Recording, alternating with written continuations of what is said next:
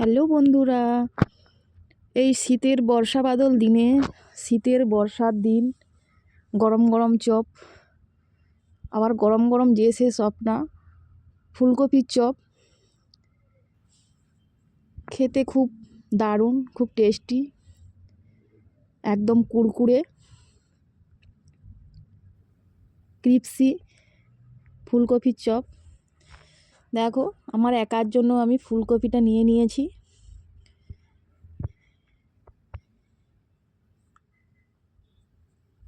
একটা ফুলকপির হাফ তরকারি করেছিলাম আর হাফ ছিল ওই ফুলকপিটা দিয়ে, আর একটা ছোট আলু দিয়ে চপ বানিয়েছি। ভালো করে ফুলকপিটা কেটে ধুয়ে নুন দিয়ে সেদ্ধ করে নেব। হলুদ দেওয়ার দরকার নেই, নুন দিয়ে সেদ্ধ করে নিতে হবে ভালো করে। সেদ্ধ হয়ে গেলে একটা বাটিতে তুলে নেবে, একটুক্ষণ ঠান্ডা করে নিয়ে আদা ছুলোগুলো যে হয়, ওই আদা ছুলো দিয়ে একটু এরকমভাবে ছুলে নেবে, তাহলে ভালো হবে। অনেক রকমই তো অনেক চপ খেয়েছো বন্ধুরা, বাঁধাকপির চপ খেয়েছো, পালং শাকের চপ খেয়েছো, এবার এই ফুলকপির চপটা একবার বানিয়ে খেও, দারুণ খেতে, মুখে লেগে থাকার মতন একটি চপ। ফুলকপি আলু ভালো করে ছুলা দিয়ে ছুলে নিয়ে এবারে পুরের জন্য আমি রেডি করব। প্রথমে কড়াইতে তেল গরম হয়ে এলে সাদা জিরে, পেঁয়াজ, কাঁচা লঙ্কা কুচি,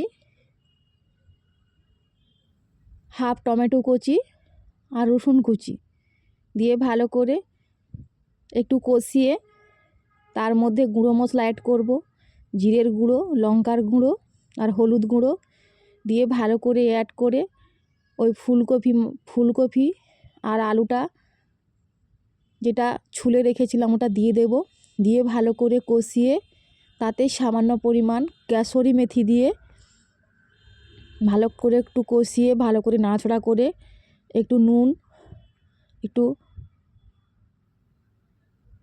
চিনি দিয়ে কষানো হয়ে গেলে, রসটা মরে গেলে নামিয়ে নেব। দেখো পুরটায় কত সুন্দর দেখতেও লাগছে আর খেতেও পুরটা খুব দারুণ হয়েছিল। এবারে চলো, এই পুরটাতে মোটামুটি 5টার মতন চপ হয়েছিল। চপের তোমরা যেরকমই চাইবে সেরকমই চপ বানাতে পারো, ছোট বা বড়। আমি এই রকমই মিডিয়াম সাইজের 5টা বানিয়ে নিয়েছি। দিয়ে এবারে বেসনটা মাখিয়ে নেব। বেসনের মধ্যে দিয়েছি কালো জিরে, জিরের গুঁড়ো, লঙ্কার গুঁড়ো আর হলুদ গুঁড়ো দিয়ে ভালো করে একটু ফেটিয়ে নেব। যত বেশি ফাটাবে, যত বেশি বেসনটা ফেটিয়ে নেবে, তত চপগুলো খুব বড় হয়ে ফুলবে।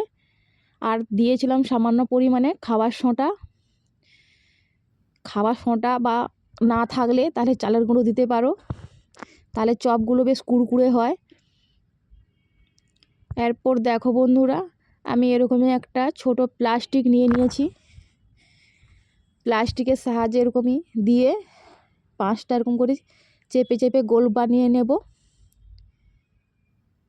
চপের আকারে নিয়ে নেব। 5টা দেখো চপের আকার হয়ে গেছে।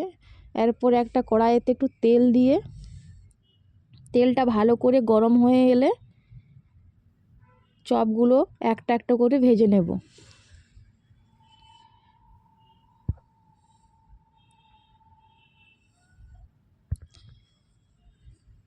তোমরা এই চপ রেসিপিটা বাড়িতে অবশ্যই একবার ট্রাই করে খেও, দারুণ খেতে।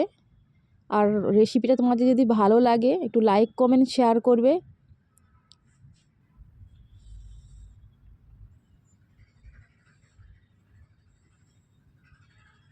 দোকানের থেকে অবশ্যই বাড়িতে বানিয়ে খেও, খরচাও কম হবে আর খেতেও খুব ভালো হবে।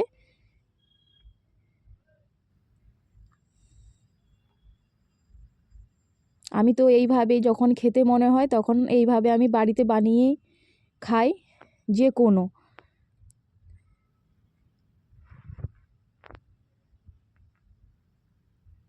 দেখো কত সুন্দর, কত বড় বড় হয়েছে, আর খেতে খুব দুর্দান্ত হয়েছিল।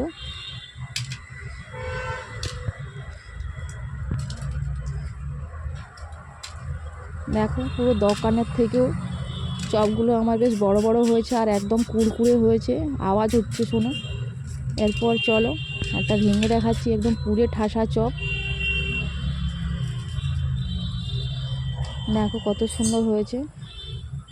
অবশ্যই লাইক কমেন্ট শেয়ার করবে। সবাই ভালো থেকো, সুস্থ থেকো। দেখা হবে পরের রেসিপিতে। টাটা বন্ধুরা।